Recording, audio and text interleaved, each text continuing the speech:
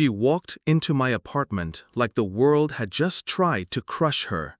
No tears, but her eyes were swollen and glassy, lips pressed tight like she was holding everything in. Her pale blue cotton dress was wrinkled, hanging off one shoulder. And when she bent down to take off her shoes, I saw it. A deep purple bruise stretching from her upper thigh up past her hip bone. Ugly, dark, like someone had left their rage on her skin. Naomi, my girlfriend, walked out of the kitchen and froze. Eliza. Eliza didn't speak. She just stood there in the middle of our living room, like if she took one more step, she'd fall apart completely. I reached for her hand, cold, trembling. Zane did this, didn't he? She nodded, still no eye contact. Her voice came out scratchy, like sandpaper. He didn't mean to shove me. I wasn't yelling or anything. I just tried to leave. I didn't say anything. No comforting words, no anger, just silence, while Naomi quietly led Eliza to the bedroom to change. And in that silence, a single, dangerous thought took root in my mind. No fists, no shouting, but he'll never touch her again. I met Eliza through Naomi, my girlfriend of over a year. We lived together in a small apartment near campus. Naomi was impossible to ignore. Curves that made strangers do double takes, skin like burnished bronze, a voice you felt before you heard. Eliza was the opposite, soft-spoken, fragile, big eyes always hidden behind thick lashes. She laughed at my dumb stories in a way that made me hyper-aware of myself. She didn't try to be sexy, and that's what made her dangerously so. Zane, her boyfriend, had only come over twice. Both times it was like someone turned the music off at the party. He was good-looking, button-down shirts always open just enough to show his chest, no socks with his leather shoes, that kind of guy. But his energy? Cold, watching, measuring. And one thing was clear, he hated me. The way he looked at me when I sat too close to Naomi, the way he questioned Eliza for spending time at our place. "You're over there again?" he once asked her, tone flat. "Why so often?" I worked part-time in the university's IT department. The back-end systems, student databases, class schedules, all of it. Nothing glamorous, but I had access. The kind of access that could move people, disappear them. I never abused it. Until Eliza walked into my home with a bruise on her hip and fear in her eyes. That night, Naomi went to bed early. I sat alone at my desk, the glow of the login screen in my face. My hand hovered over the keyboard. Should I? If I got caught, I could lose my job, my scholarship, my place at this school.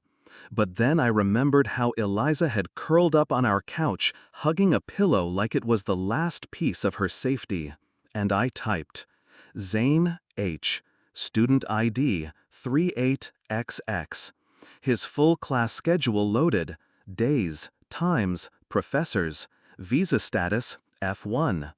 I took a deep breath, and I got to work. I didn't delete his classes, that would have been too obvious, too easy to trace. No, I did something worse. I transferred all his classes to a different campus, 2 hours away by car.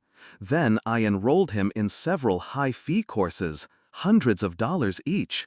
And finally, I added a note to his record. Changes requested by student, confirmed via phone. 11:57 p.m., 3 minutes before the official deadline to change class schedules.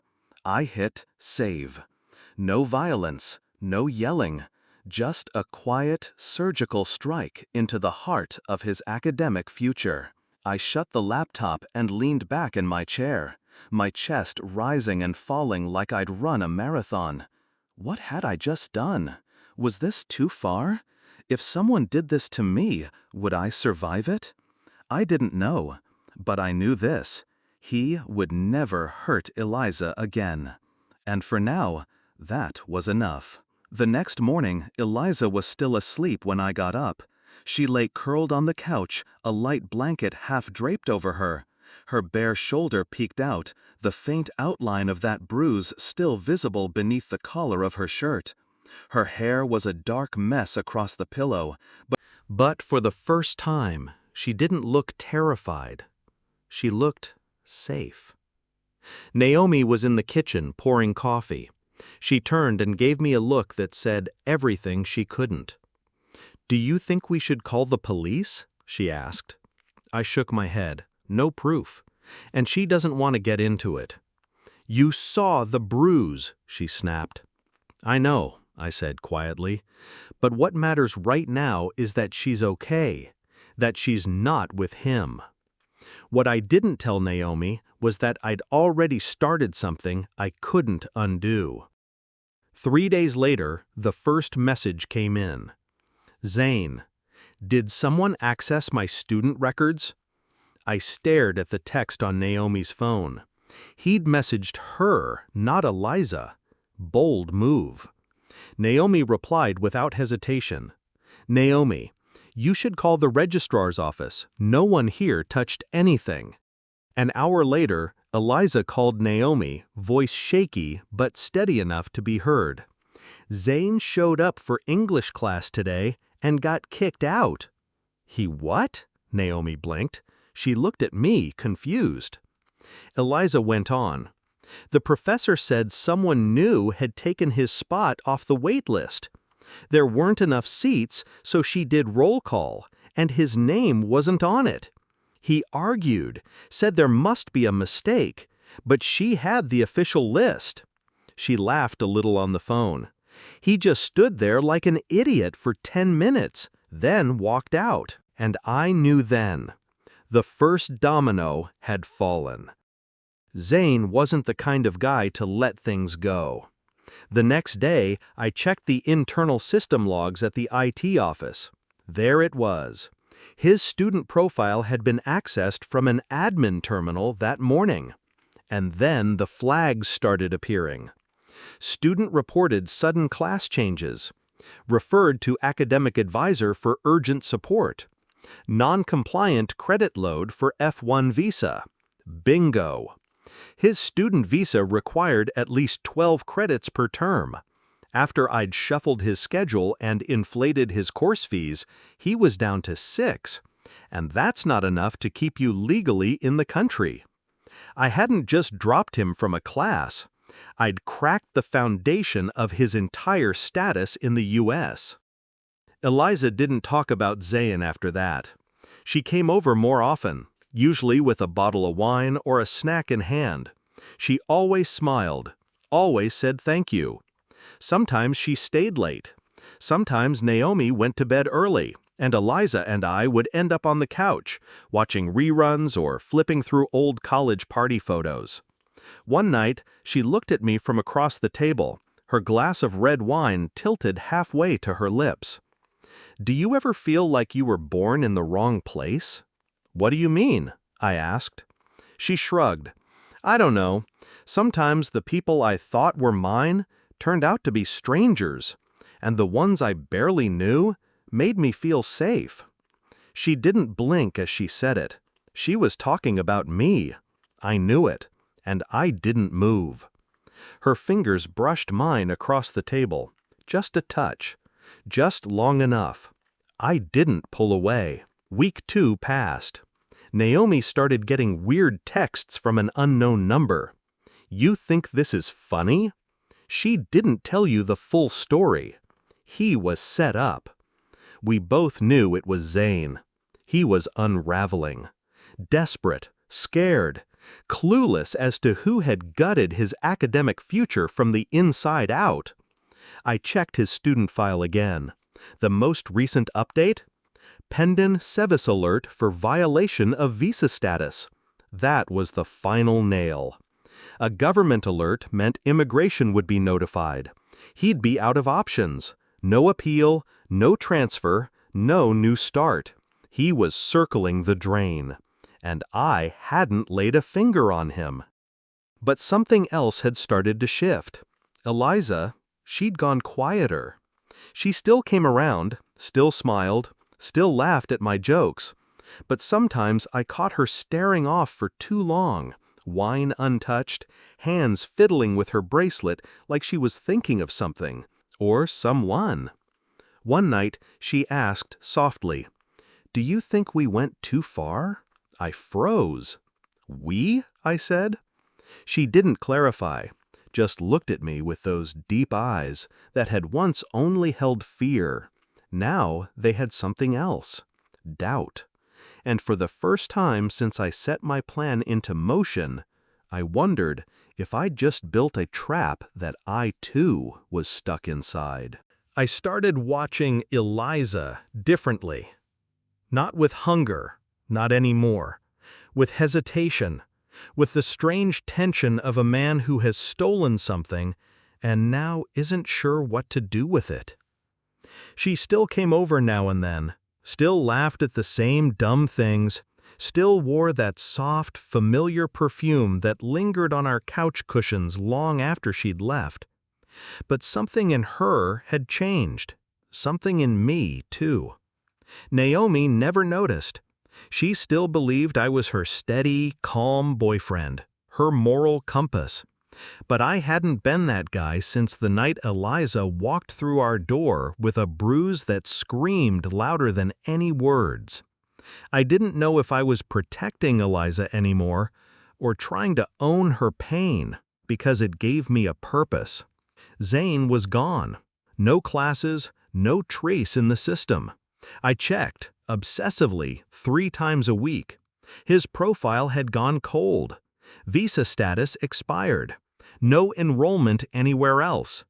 I imagined him calling departments, begging for answers, trying to explain that he had classes, that he didn't drop them, that he was a student. But there would be no appeal, no exception. And those inflated course fees I tacked on, they'd frozen his account.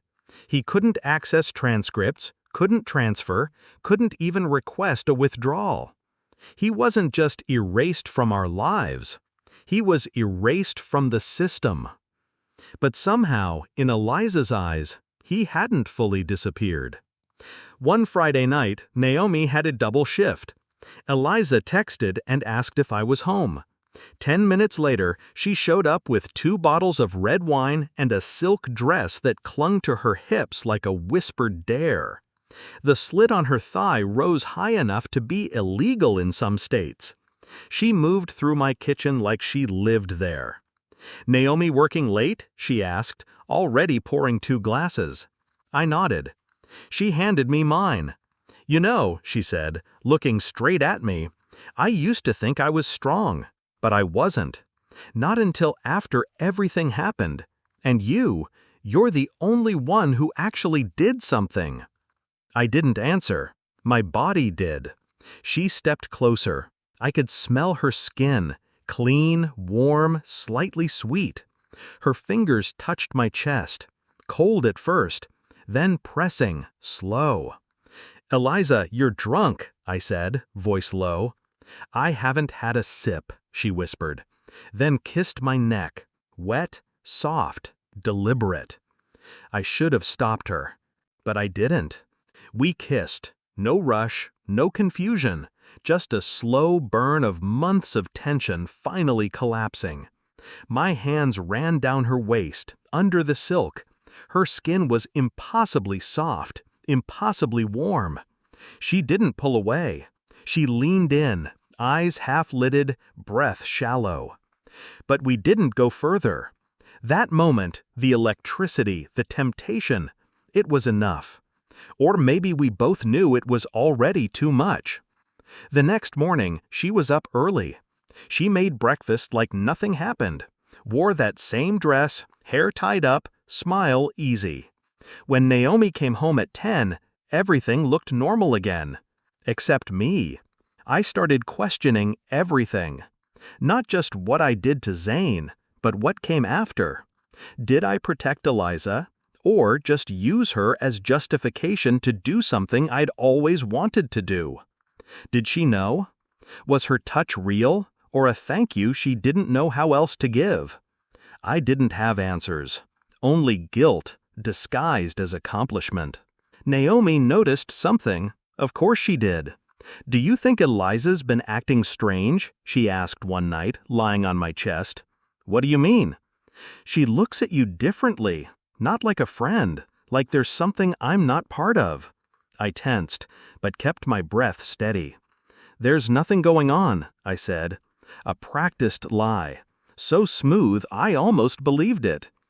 But Eliza's voice kept playing in my head. "You're the only one who did something." And I kept remembering the way her lips tasted like summer sins. Then, on a rainy Wednesday afternoon, the email hit my inbox. Subject: Disciplinary Review, Irregular System Access Inquiry. I froze. They'd found it, or were close. Zane had said something, maybe not proof, but enough to spark an internal investigation. My student job was under review. They were checking system logs, activity records, cross-referencing access times. I was being "No," I said. "We don't routine calls." Her lips pressed into a thin line. "The student has since withdrawn and filed a formal complaint claiming no such request was made." She looked at me directly. "Do you have any personal connection to this student, or anyone involved?" I didn't blink. "No, ma'am, I do not." And just like that, I walked out of that room. Not punished, not cleared. Just suspended in limbo.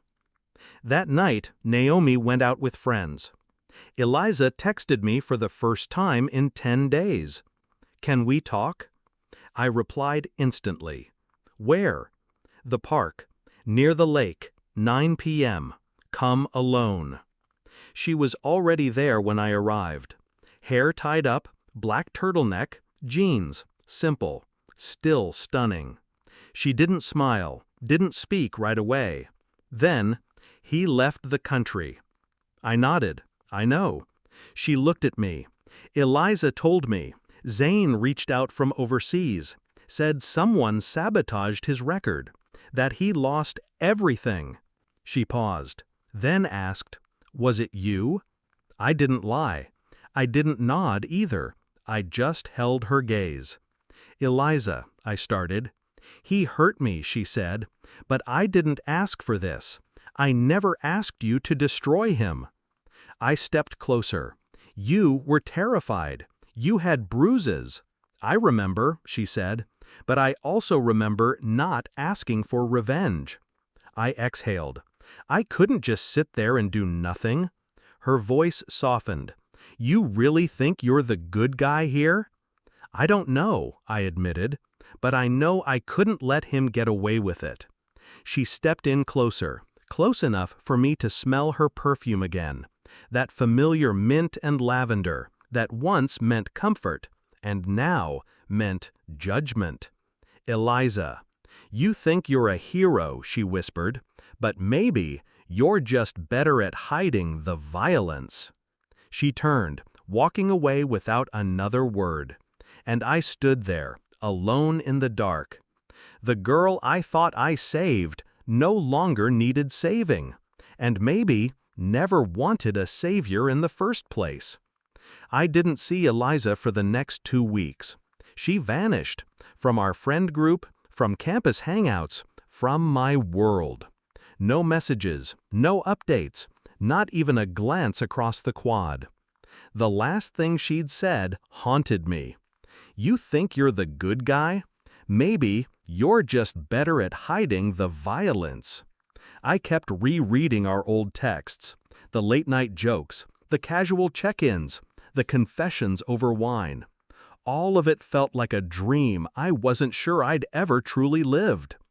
Was she mad at me? Disgusted? Worse, was she afraid? I had destroyed a man for her, and now I wasn't even sure if she'd wanted me to. Naomi was still gone. No final breakup, no dramatic exit, Just absence. She hadn't messaged since the night I confessed everything: Zane, the records, Eliza, the kiss. She'd just packed a bag, walked out, and left the door slightly open behind her, like even closure was too much to give me. I didn't chase after her. I didn't have the right. Then the final blow landed. An official letter from the university. My IT job was terminated due to ongoing irregularities and breach of administrative conduct. No legal charges, no hearings, just quiet removal. And with the job gone, my scholarship followed. Without it, I couldn't afford next semester's tuition. I was suspended, not for what they proved, but for what they knew. I sat on my bed, holding the letter, feeling the weight of it press into my chest like a cinder block. I had wanted justice. Instead, I'd pulled the pin from my own grenade. I didn't know why I texted Eliza. Maybe it was desperation, or guilt, or a sick hope she'd still care. Me? Can we talk? Come to my place. Don't knock. Just walk in. But be ready to hear things you won't like. Her apartment was small, dimly lit, smelling faintly of lavender and lemon. She was on the couch, wearing an oversized hoodie and black leggings, hair tied back. No makeup, no armor. She didn't stand when I entered. "You know he left the country, right?" she said without looking at me. I nodded. I saw the withdrawal notice. Elise told me the rest. He tried to transfer, couldn't. Visa revoked, no money, no appeal, just gone. She finally looked at me. And I know who made that happen. I didn't defend myself. "Eliza, I never wanted to hurt you." "You didn't," she said. "But you did something for me that I never asked you to. And that's just another kind of control." I stepped closer. "So what now?" She stood, came within inches of me. "You're not a bad man," she said, "but you stopped being a good one when you decided I was a problem to solve." That hurt more than I expected. "Then what am I to you now?" I asked. She looked me over, eyes soft, voice even softer. "You're the man who gave me my life back, and the reason I'll never trust someone to fight for me again." I left her apartment feeling like I'd walked out of a confession booth, absolved, but still stained. That night, I told Naomi everything, again. This time, all of it. No edits, no downplaying. She sat across from me in our empty kitchen, hair still wet from a shower, wrapped in one of my old t-shirts. She didn't yell. She didn't cry. She just listened. And when I was done, she said, "Thank you for being honest, even if it's too late." Then she packed the rest of her things. And this time, she shut the door behind her. I was alone. Truly, finally, completely. Zane was gone. Naomi was gone. Eliza was out of reach, even if I could still smell her skin when I lay awake at night. And for the first time in my life, I understood what it meant to win the war and lose the world. I had fought like a hero, and become the kind of man heroes were meant to stop. I lived in limbo for weeks. No Naomi, no Eliza, no job, no classes. Just quiet mornings pretending to have somewhere to be. Sitting in libraries, wandering between cafes, scrolling aimlessly, drinking too much cheap coffee.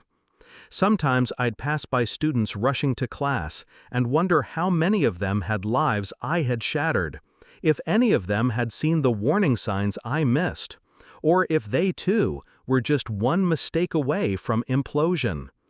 I used to believe I was the one pulling the strings, the quiet puppeteer. But now I was just another guy trying not to drown in the consequences of a decision that once felt heroic. Then came a letter. No return address. Inside, a printed email from Zane. To the University Disciplinary Board. I am formally withdrawing all complaints regarding the irregularities in my student record. I do not intend to return to the institution nor to pursue legal action. My transfer applications failed, my visa has been revoked. I accept the outcome. I do not wish to continue the matter. Zane H. At the bottom, handwritten in blue ink, maybe you won, but what exactly did you keep? I should have felt relief. Zane was gone. Not just expelled, exiled. No school would touch him. His visa status permanently stained. He'd have to start over, in another country, another system. I had pushed him out of our world. And yet, all I could think about was that single, devastating line. What exactly did you keep? The university lifted my academic hold. I was allowed to re-enroll. But I was banned from all administrative systems. No tech access, no jobs on campus. And a probation note tagged to my record for a full year. I accepted all of it, quietly, because I knew I was lucky, and luck was in short supply lately. One spring afternoon, I passed the old humanities building and saw her.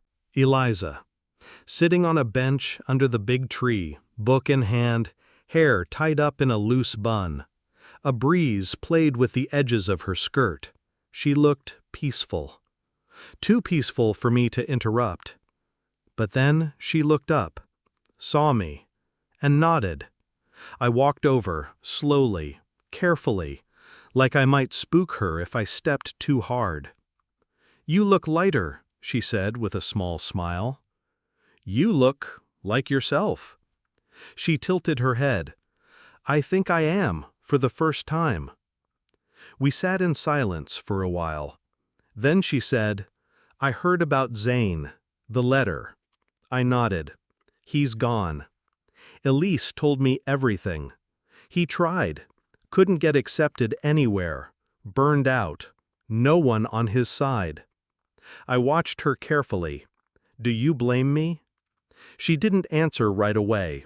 Then, "No, but I don't thank you either." Fair. "Eliza," I asked, "are you happy?" "I'm steady, not scared anymore, not checking my phone every 5 minutes. That's enough for now." I smiled. Then it was worth it. She looked at me. "You still carry guilt?" I nodded. "Still wonder if you're a hero or a villain?" I chuckled. "More than you know." She leaned forward. "Then let me say this. Maybe what you did was wrong, but you were the only one who did anything. And sometimes the wrong action from a good person means more than inaction from the ones who claim to care." We didn't hug, didn't kiss, but something shifted. When she stood, brushing leaves from her skirt, she looked at me and said, "Don't waste your second chance." Then she walked away. I sat there for a long time, watching the breeze, watching students walk past. I wasn't the boy I used to be, not the avenger, not the quiet knight, not even the broken-hearted.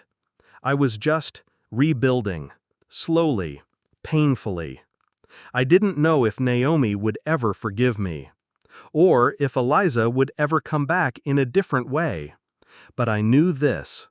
Sometimes you lose everything, and that's how you learn who you are when you have nothing left. Naomi left with no final words, no screaming, no sobbing, just a look, distant, tired, and the quiet packing of bags. I thought silence would make it easier. It didn't. I tried to go back to normal, tried to rebuild some version of a life I could live with. I enrolled again, took night classes, picked up a barista job at a coffee shop 3 blocks off campus. It paid just enough to cover tuition and cheap rent. I was no longer that guy in IT. Just another broke, nameless student trying to keep his head above water. And then it came. A letter. No return address.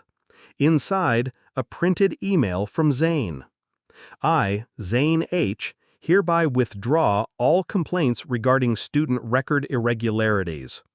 I was denied transfer by all institutions. My visa has been revoked. I accept responsibility for the events that unfolded. I no longer wish to pursue legal or administrative action. Let it end here. Zane H.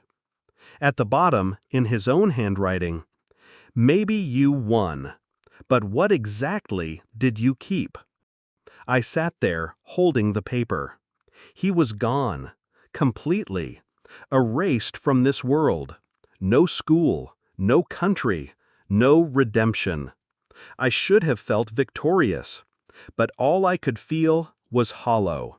Because he wasn't wrong. I had won. And in the process, I'd lost everything that ever mattered. Weeks passed. My record was cleared, sort of. I wasn't charged, but the university didn't forget. They let me back in with conditions. Limited access, no administrative jobs, probation for 1 year. I accepted it, quietly, because honestly, I deserved worse. One afternoon, I was walking past the old courtyard near the literature building when I saw her. Eliza. She sat alone beneath a tree, reading something thick and worn. A breeze pushed strands of her hair across her cheek. I almost didn't approach, but then she looked up, and for the first time in a long time, she smiled. I walked over, slowly. "Hey," I said. "You look thinner," she replied, teasing. "And you look like someone who actually sleeps now." "I do," she said. "No more checking my phone in the middle of the night, no more waiting for someone to explode." We both laughed, softly, carefully. I asked, "Are you happy?" She paused, then nodded. "I'm free. I don't know if I'm happy, but I'm not scared. And sometimes, that's enough." I wanted to say everything. That I still thought about her. That I didn't regret protecting her. That I missed the way her laugh used to fill a room. But I didn't. Instead, I asked, "Do you still think I'm like him?" She looked at me, really looked. "No," she said. "You didn't hurt me. You saved me. But you also made choices I never asked you to make. You fought a war I never agreed to start." I nodded. "Then what am I to you now?" She stepped closer.